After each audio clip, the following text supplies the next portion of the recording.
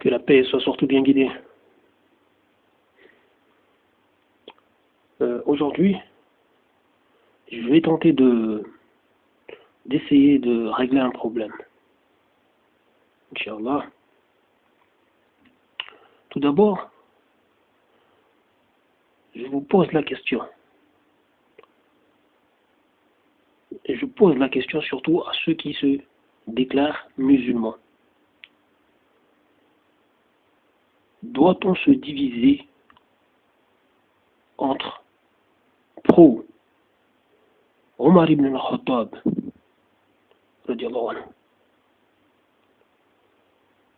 et pro Ali ibn Abi Talib?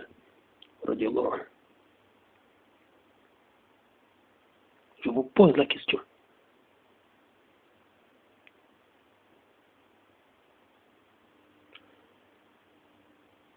Et aussi, est-ce qu'on doit se diviser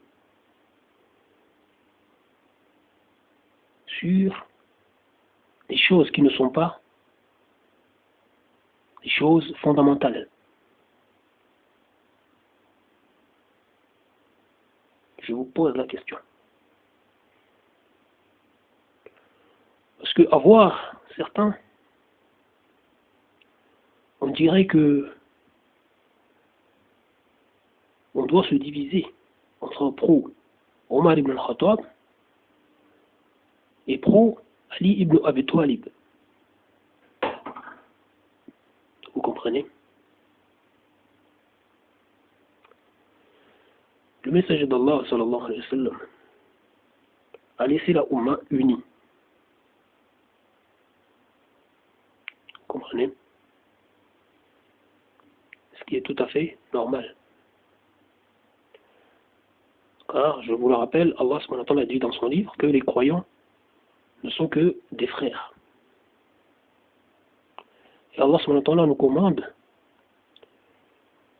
l'unité et la réconciliation entre frères. Allah il nous dit, s'ils se repentent et accomplissent la salat et acquittent la zakat, ils sont vos frères en religion. Vous voyez déjà la base qui est ici. Lorsqu'on abandonne le shirk et on voue sa personne et ses biens, ses actes, Allah tabaraka ta'ala seul, donc on accomplit la salat et on donne la zakat, on fait partie des musulmans, la communauté des croyants. Vous comprenez?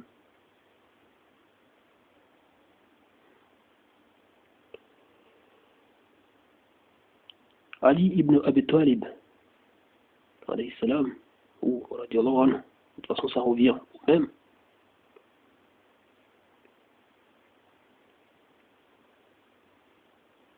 Ne s'est pas séparé, ne s'est pas divisé.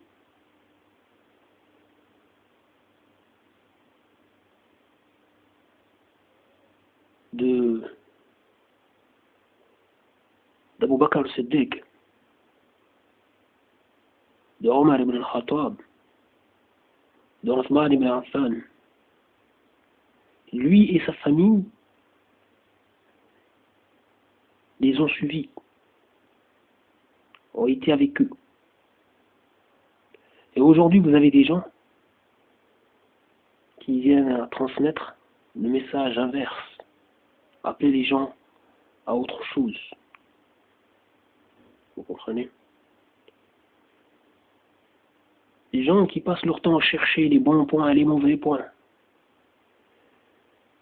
Les petites bébêtes sur les compagnons.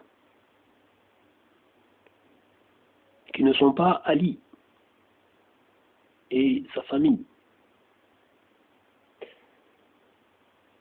Alors que Allah tabaraka wa ta'ala a dit dans son livre, il nous fait mention d'une chose qui nous montre que il est tout à fait normal que Ali ibn Abi Talib, radiallahu anhu, ne pouvait pas se séparer des autres. Vous comprenez? Parce que eux, comme lui, font partie de ceux que Allah subhanahu wa ta'ala a honorés. En rappelant dans son livre que les tout premiers, parmi les émigrés et les auxiliaires qui les ont accueillis, ceux-là qui les ont accueillis, et ceux qui les ont suivis dans un bon comportement, Allah les agrée et eux l'agréent.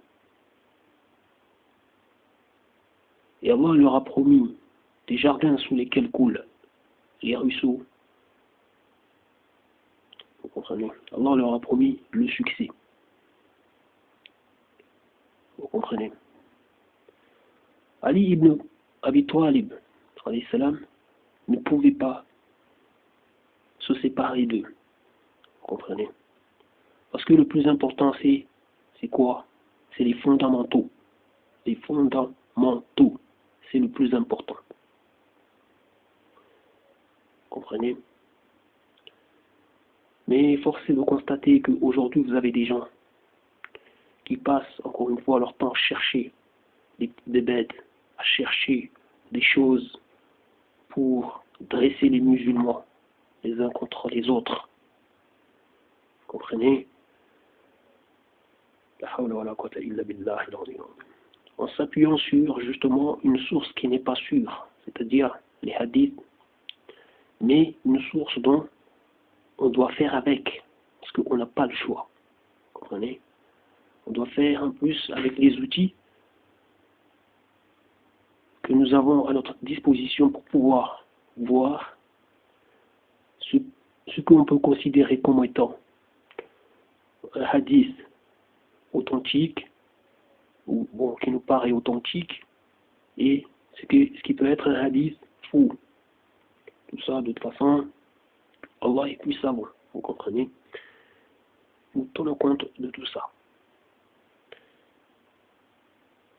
Donc, on ne peut pas faire autrement, parce que c'est une source, c'est la seule que nous avons pour accomplir beaucoup de devoirs que Allah subhanahu wa ta'ala nous commande dans son livre. Vous comprenez? On n'a pas le choix. On n'a pas le choix. Vous comprenez? C'est une source qui ne date pas d'aujourd'hui. Il faut que les gens se mettent ça bien clair dans la tête. Donc, on fait avec. On fait avec les hadiths.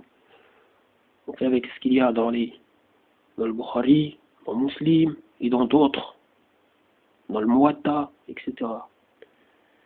Donc on n'a pas le choix. On n'a pas le choix.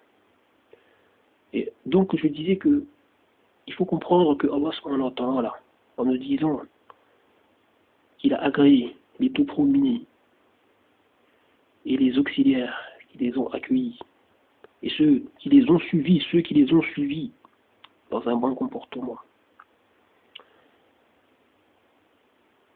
Donc Allah tabaraka wa ta'ala nous a montré la direction. Nous a montré ceux qui sont sur la bonne voie. Donc quiconque vient nous faire détester ceux-là que Allah tabaraka wa ta'ala a agréé,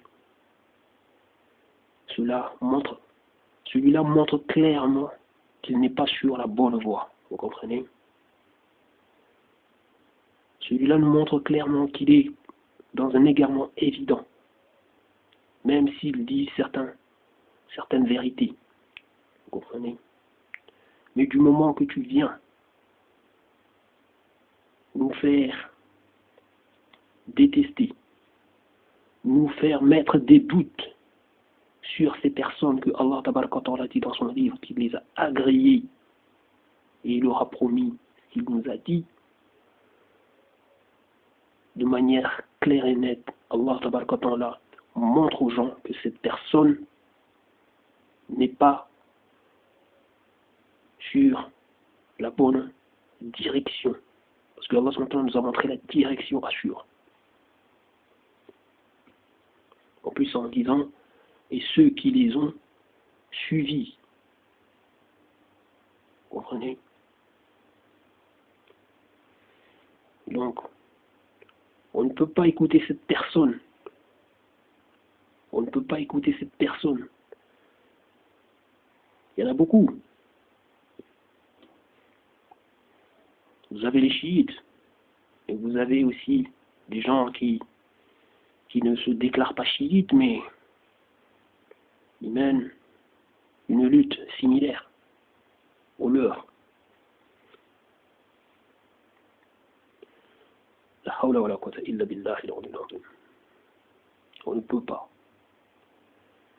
Ali ibn Abi Talib et sa famille ont travaillé, ont collaboré avec Abu Bakr Siddiq, Omar ibn al-Khattab, Othman ibn Affan. Ali ibn Abi Talib a attendu son tour. Vous comprenez? Pour devenir calife. Il a été nommé calife. Et puis, s'en est suivi ce que tout le monde sait. Mais nous, pour nous, le plus important, c'est qui? C'est quoi? Pour nous, le plus important, c'est de respecter ce qu'Allah a dit dans son livre, parlant de ses compagnons les plus honorables. Vous comprenez? Et les trois premiers que je vous ai cités font partie de cela. Vous comprenez? Comme Aïcha radiallahu anha. Les choses sont claires et nettes.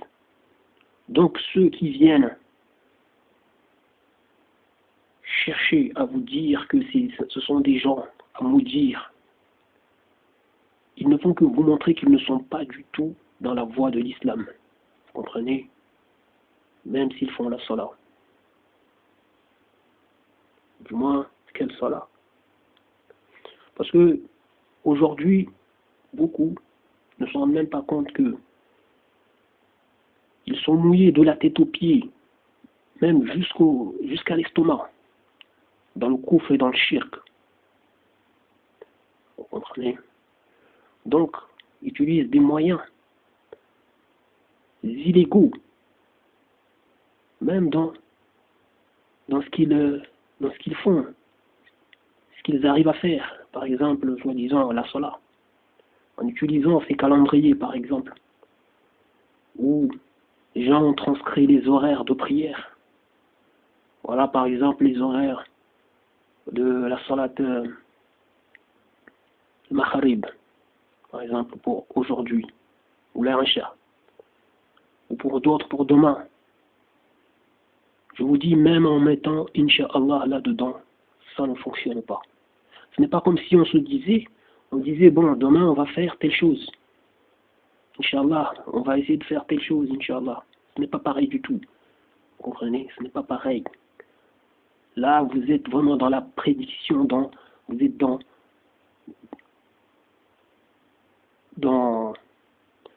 l'établissement, genre, voilà, de dire ce qui va se passer demain. Vous comprenez? Et les gens suivent ça comme si de rien n'est. Parce que les gens sont devenus paresseux. On n'a plus la force de lever le regard vers le ciel. Vous comprenez? On n'a plus la force de suivre les choses en temps réel, de suivre le temps, les choses en temps réel. Vous comprenez? On a les yeux tout simplement que sur le matériel, les objets. Donc vous voyez que même ce que les gens disent faire, ça ne va pas. La zakat, la question de la zakat qui est un impôt purificatif, un impôt qui purifie nos biens. Lorsque cet impôt n'est pas donné, est-ce que les biens sont purifiés? Non. Lorsque c'est donné de manière, on va dire, illégale, dans le sens que c'est un impôt étatique, si les gens croient qu'ils l'ont donné parce qu'ils l'ont donné à je ne sais pas qui, à leur imam qui préside la prière, que sais-je, et croient avoir bien fait, ou même avec des moyens que nous utilisons là, les euros, les dollars, qui ne sont que des monnaies qui n'ont de valeur que par la soumission et la confiance des gens au Tawhid, un Tawhid qui a décrété leur richesse, qui dit que c'est une richesse et les gens suivent. Ils disent que c'est une richesse. Donc, vous voyez, les choses ne sont même pas faites. Les gens croient faire les choses, mais non. Et je vous dis donc, la zakat qui est cet impôt purificatif des biens, qui est un impôt étatique, vous avez vu même Abu Bakr Siddiq, il a combattu des gens qui ont refusé de le donner, parce que ces personnes ont peut-être considéré que, après la mort du messager d'Allah, il n'y avait plus d'autorité légitime, plus de chef légitime. Alors, ce sont des gens qui se sont trompés. Vous comprenez? Donc, on refusait de donner cet impôt. Abu Bakr Siddiq, on les a combattus. Parce que c'est lui qui avait reçu le commandement. Alors que, comme vous le savez, Allah a dit, obéissez à Allah et obéissez au messager. Et à ceux d'entre vous qui ont reçu le commandement. Vous comprenez? À ceux d'entre vous, c'est-à-dire des croyants. Ceux qui ne donnent pas des associés à Allah, tabaraka wa ta'ala. Vous comprenez? Et qui accomplissent ce qu'ils doivent accomplir comme devoir. Et donnent aux gens leurs droits. Comme Allah tabaraka wa ta'ala les a établis dans son livre. Et ce que nous avons des commandements prophétiques. Voilà. La hawla wa la quwwata illa billahi al-'aliyyil 'azim. Allah subhanahu wa ta'ala a dit bien dans son livre, suivez ce que j'ai descendu, ne suivez pas d'autres alliés que moi. Comprenez? Donc, l'autorité est légitime lorsque cette autorité commande aux gens ce que Allah subhanahu wa ta'ala et son messager ont commandé. Comprenez? Comme Allah a dit, et ceux qui ne jugent pas d'après ce que nous avons descendu, voilà les mécréants. Il dit également ce sont des injustes et des pervers. Vous comprenez? Les choses sont claires. Et ici, le jugement, comme vous le voyez, c'est ce qui est apparent. Ce n'est pas dans les histoires du cœur, etc. Non, c'est ce qui est apparent. Donc, l'autorité légitime n'est que cette autorité, justement, qui juge les affaires des gens avec ce que Allah subhanahu wa ta'ala a descendu. Vous comprenez? De manière claire et nette. Et Allah subhanahu wa ta'ala, comme on l'a vu, il nous dit de suivre ce qu'il a descendu. De ne pas prendre un autre allié que lui. La hawla wa la quwwata illa billahi. Malheureusement, vous avez des gens qui sont noyés dans du shirk, comme je l'ai dit, dans du coufre, de la tête aux pieds, même jusqu'à dans l'estomac, et qui viennent là, vous cherchez, nous cherchez des petites bébêtes dans les hadiths sur les compagnons. Vous comprenez? Cherchant à diviser la Ummah, à amplifier la division, à nourrir les idées de ces gens qui ont divisé la Ummah. Depuis des années, ils se sont déclarés des pro-Ali, que sais-je, alors que, en plus, qui sont venus dénigrer Abu Bakr Siddiq, Omar ibn Khattab, Othman ibn Affan, Aïcha, sans oublier d'autres, sont venus les dénigrer, chose que Ali ibn Abi Talib, alayhi salam, n'a pas fait. Et ces gens osent se réclamer de lui.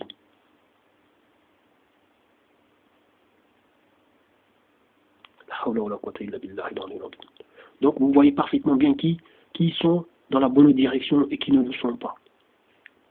Vous comprenez?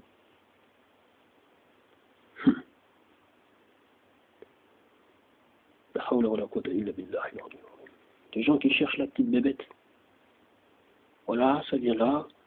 Ah, vous voyez, vous voyez, vous voyez. Ah, même il y en a un là, justement, il en fait partie de cette vague qui n'arrête pas de chercher les histoires. Vient là la foire aux contradictions. Ouais, dans le Sahih Bukhari et Muslim. Écoute, si tu n'as pas envie de suivre ces livres, personne ne t'y oblige. Et comme tu le sais, lorsqu'on te dit, voilà ce qui est rapporté du messager d'Allah, sallallahu alayhi wa sallam, tu sais que ça compte. Vous comprenez, ça compte.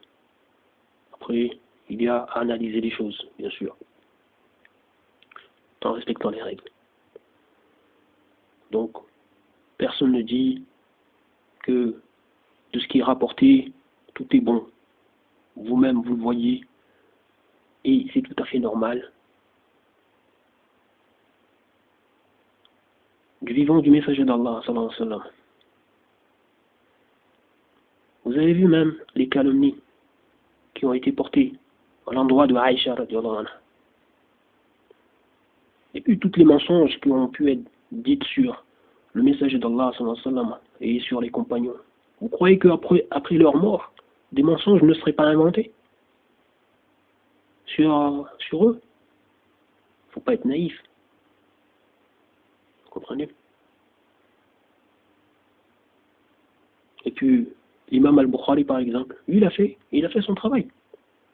Il a pris, voilà, il a collecté ce qu'il a pu collecter. Voilà, même si, voilà, lui-même, il pouvait voir qu'il y a des contradictions, il y a tout ceci.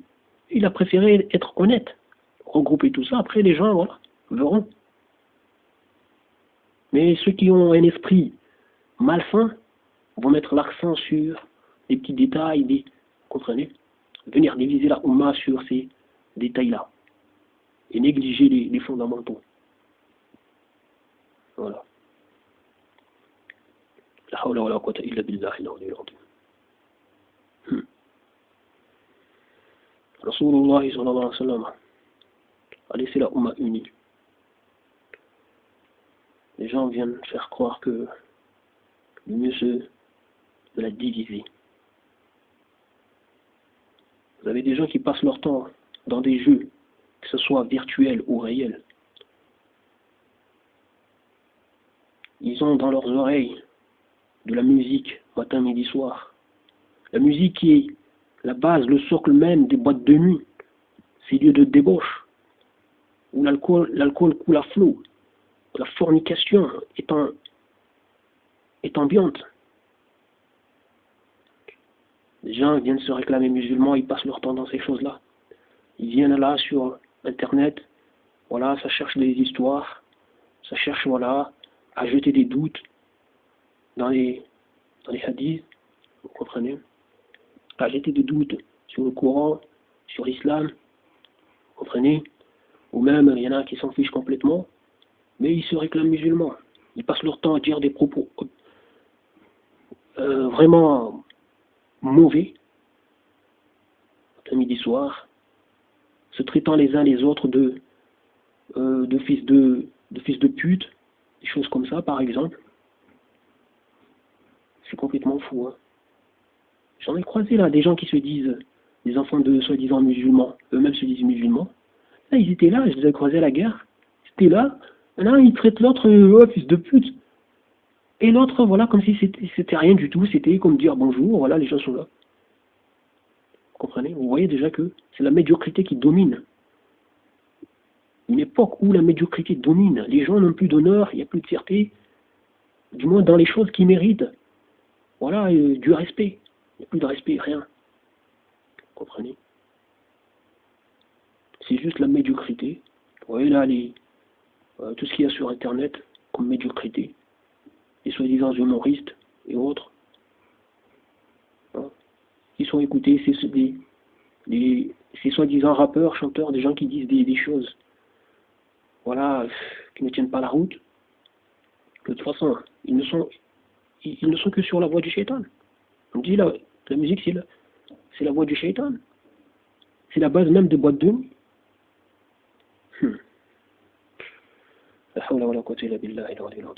Bon, revenons plutôt à des choses plus Mais je disais juste ça dans le sens que vous avez, parmi ces gens-là qui sont dans ces choses, qui viennent disputer sur le Coran, la Sunna. Vous comprenez? C'est complètement dingue. Ils sont noyés dans du coufre, dans du bordel pas possible, dans plein de choses, et ça ose venir émettre des jugements. Et vous avez ceux qui font les malins, peut-être ils ont un business, ils viennent là chercher les petites bébêtes matin, midi, soir. Ah, Bukhari, ah, Muslim, comprenez? Et ça ose déclarer sa maison d'édition, les 12, en l'honneur, soi-disant, des 12 imams. Déjà, vous n'en savez rien sur ces 12 imams. Il faut arrêter. Vous n'en savez rien. Est-ce que c'est vrai? Est-ce que c'est faux? Vous n'en savez rien. Quelle est leur caractéristique? Comment les reconnaître? Vous n'en savez rien. Si vous avez du respect pour ces 12, ce n'est pas dans le système actuel que vous aurez bâti votre maison d'édition. C'est abandon au shirk, une maison d'édition posée sur des institutions, voilà, du Tawhid. C'est la législation du Tawhid.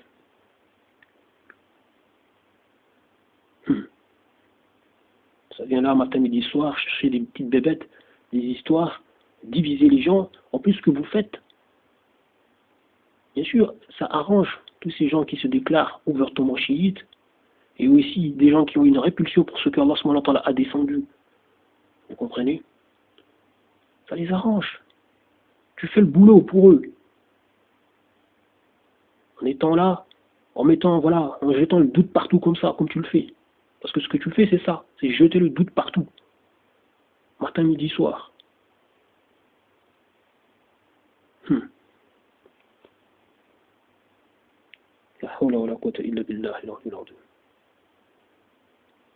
Mais bon, les gens peut-être ont un business à protéger, ça investit beaucoup de moyens, je n'en sais rien, il y a toute une équipe derrière, donc ça se borne, ça fait comme si ça ne voit pas.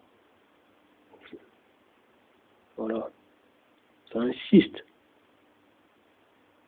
parce que voilà, il faut se démarquer des autres pour pouvoir peut-être exister aussi, parce que si on fait la même chose que les autres, on va disparaître. Ça se voit, beaucoup de gens là par exemple, qui peut-être ont peur que les choses changent, donc sont là à mentir aux gens matin, midi, soir, préfèrent la situation actuelle parce que c'est comme ça qu'ils font leur business. Il y en a, ils ouvrent des associations ici et là, et tout, etc. Ils préfèrent que la situation soit comme ça, les choses soient comme ça, ils ramassent le... Comprenez? Voilà, ils font leur business comme ça. Donc,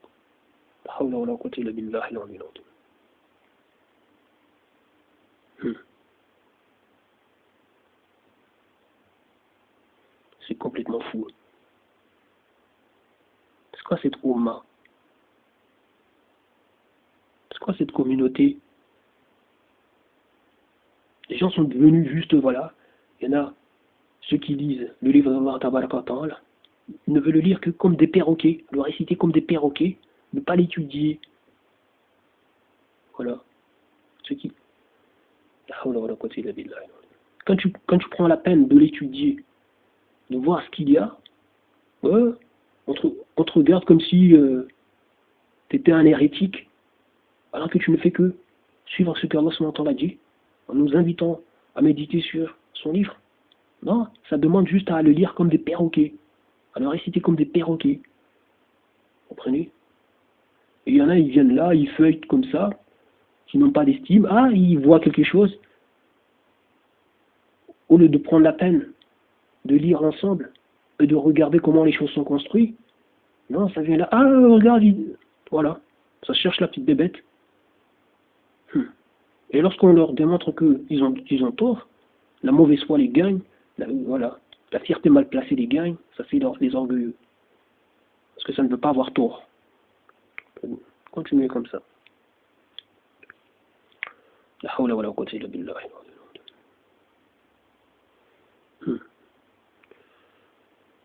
Allah nous commande de nous éloigner du shirk, d'accomplir la salat, d'acquitter la zakat, de faire voilà, les autres devoirs, par exemple faire le ramadan, c'est une prescription. Même le combat, dans son sentier, il dit c'est une prescription. Comprenez? Lorsque par exemple on est appelé au combat par une autorité légitime, un chef légitime, c'est-à-dire un chef qui dit ce que Allah il dit et ce que son messager a dit, commande les affaires des gens avec. Donc, lorsqu'on est appelé, si on a les moyens, on doit répondre à l'appel, etc. Mais les gens sont quoi? Ils sont dans des jeux. Ils sont dans des jeux, ils sont dans des... Voilà, tout part en couille. Ah non, non, c'est pas un problème. C'est pas un problème. Vous en avez qui se disent soi-disant intellectuels, ils disent être la lumière dans la communauté, qui viennent là matin, midi, soir dans les radios par exemple, nous parler, soi-disant parce que ça veut montrer que dans la communauté musulmane, il y a eu des navigateurs, il y a eu des philosophes, il y a eu des astronautes, des médecins. C'est ridicule tout ça, c'est ridicule. Parce que soi-disant, ça veut montrer à l'Occident que chez nous aussi, il y a eu ceci, cela. Parce que les gens leur disent, vous n'avez pas ceci. Vous voyez tout le ridicule dans lequel les gens sont tombés. Une époque vraiment médiocre. Vous avez tout ça. Non, mais c'est ridicule. Ça fuit les fondamentaux. Ça fuit les fondamentaux. Vous comprenez? Voilà. Ça fuit les fondamentaux, d'accomplir tout ce que Allah nous demande d'accomplir, de donner à chacun voilà, son droit, et etc. Les nécessiteux, les voyageurs, tout ça, les proches, etc. D'établir ses commandements, etc. Toutes ces choses-là. Ça fuit les fondamentaux, ça va dans des histoires. Chercher des petites bébêtes.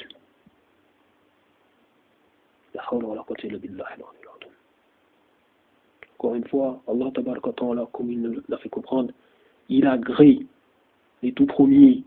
Et Omar ibn al-Khattab en faisait partie. Abu Bakr Siddiq en faisait partie. Othman ibn Affan en faisait partie. Tous ces gens font partie des tout premiers. Voilà. Donc, ceux qui cherchent, qui leur cherchent d'époux, qui cherchent à dresser, qui cherchent à pousser les gens à les détester, nous montrent tout simplement qu'ils sont que dans un égarement évident. Comprenez? C'est tout.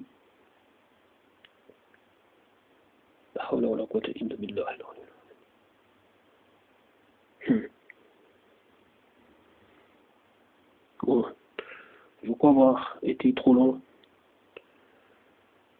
La hawla wa la quwwata illa billah. La hawla wa la quwwata illa billah. Vous savez, parce qu'une fois là, il y en a là qui, toujours dans ces exagérations, par exemple, ce qui s'était passé avec Abu Bakr Siddiq et Omar, lorsque Abu Bakr Siddiq a voulu combattre ceux qui refusaient de donner la zakat, Omar ibn al-Khattab lui a dit, vas-tu combattre des gens qui ont attesté qu'il n'y a de divinité que Allah et Muhammad et son messager? La personne venue là, faire le malin, faire comme si il arrivait à... comment est-ce que je vais dire? Il arrivait à la cheville de Omar ibn al-Khattab. Il a dit en gros que ouais, Omar ibn al-Khattab, il nous aurait mis dans l'égarement. N'importe quoi. Comme si ces personnes ne pouvaient pas apprendre tous les jours. S'il a eu connaissance que d'une partie par exemple, d'un commandement, voilà, rien ne l'empêche d'apprendre le reste après, de ce que par exemple le messager d'Allah a pu dire. Hein? On peut avoir entendu le messager d'Allah dire une chose et ne pas avoir entendu le reste, et d'autres ont entendu le reste, ou le reste leur a été appris après. c'est tout à fait normal. Comprenez? C'est comme le verset où, lorsque la mort du messager d'Allah a été annoncée, l'attitude que a eu Omar ibn al-Khattab et d'autres personnes, Abu Bakr Siddiq leur a rappelé un verset que pour Omar ibn al-Khattab, il a eu l'impression de l'avoir entendu pour la première fois. Vous comprenez? C'est tout à fait normal tout ça. C'était des êtres humains. Et puis, c'est des exemples pour nous de fonctionnement. On ne nous a jamais dit que c'était des gens infaillibles. Ali ibn Abi Talib, lui-même, par exemple, lorsque Aïcha radiallahu anha a été calomniée, il faisait partie de ceux qui avaient conseillé au messager d'Allah de se séparer de Aïcha radiallahu anha. Il faisait partie de cela. Donc il s'était lui-même trompé. C'est quelque chose qui était vraiment, on va dire, dangereuse. Vous comprenez? Voilà. Il a fallu que voilà, Allah subhanahu wa ta'ala fasse descendre sa révélation pour innocenter Aïcha radiallahu anha. Donc ce n'étaient pas des gens infaillibles. Vous comprenez? Ils pouvaient faire des erreurs. Mais ce sont des gens que Allah subhanahu wa ta'ala avait choisis pour être accompagnés du messager d'Allah sallallahu alayhi wa sallam. Surtout, moi je parle surtout de ceux que Allah subhanahu wa ta'ala nous a déjà donnés. Voilà. Nous a montré la direction en nous parlant des tout premiers. Voilà, ceux qui ont été honorés, qu'on voit là tout de suite. Vous comprenez? Donc peu importe l'attitude qu'ils ont eue les uns avec les autres, à un moment donné ou tout ça. Parce qu'il y en a qui font comme si c'était tout le temps, tout le temps, ils se comportaient de telle façon tout le temps. Non, c'était des êtres humains aussi, ce n'étaient pas des anges. Des êtres humains. Tous les jours, on n'a pas le même, on ne peut pas avoir le même comportement. Aujourd'hui, on peut être, voilà, on peut se lever, voilà, avec une meilleure attitude. Demain, peut-être, voilà, on va se lever un peu nerveux. Ça arrive. Mais il y en a, ils viennent là, toujours à chercher des poux, des histoires. C'est complètement dingue. Bon, je vais m'arrêter là, c'était trop long. La hawla wa la quwwata illa billah. Bon, je crois que je vais, après voilà cette vidéo, je vais prendre un peu de temps, voilà, je ne vais pas refaire d'autres vidéos d'ici, voilà, je vais prendre un peu plus de temps, voilà, de ne pas, voilà, je vais pas faire une intervention, voilà, d'ici, je sais pas, peut-être 2 semaines, je n'en sais rien, ou 1 semaine, je n'en sais rien, même 2 jours, Allah est plus savant, je sais jamais ce qui peut se passer, si, voilà, s'il me semble nécessaire d'intervenir, de dire des choses, voilà, certaines choses, peut-être, je n'en sais rien, bon voilà, Allah est plus savant, voilà. C'est complètement fou. Les gens, au lieu de s'occuper d'eux, de chercher à sauver leurs âmes et ceux de leur entourage,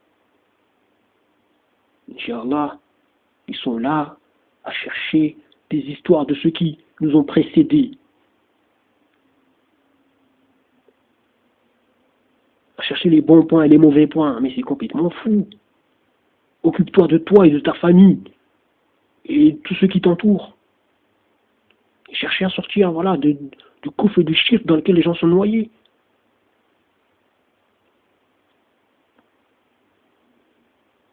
Eux, ils ont accompli leurs œuvres. Nous avons à accomplir les nôtres. Il faut arrêter de...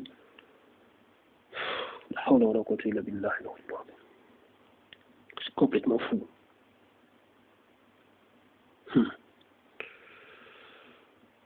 سبحانك الله وبحمدك أشهد أن لا إله إلا أنت أستغفرك وأتوب إليك. Je vous dis salam.